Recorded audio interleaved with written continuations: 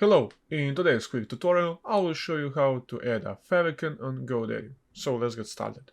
When you are logged into your GoDaddy account, you will go to your website builder, and when you're in your website builder you will go to the right corner to your settings tab. When you click settings, down here you will find favicon.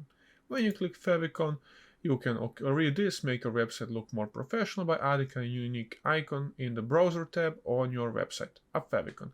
Of course, the tips for a good favicon is to upload a square image, a pen equal a UPG, and recommend dimensions like 180px by 180px. So, when you have a picture that you wanna put an image, you will just upload it right here. When you click upload, you will upload it, and after that upload, when you will have a button done. When you click done, and when after that you publish your website, a favicon will be put up here in your browser tab. And that is how you add a favicon on GoDaddy.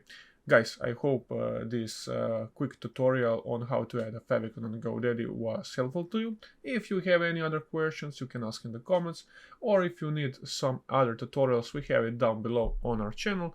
Please leave a like and subscribe. I hope you have a great day, and see you in the next one. Bye.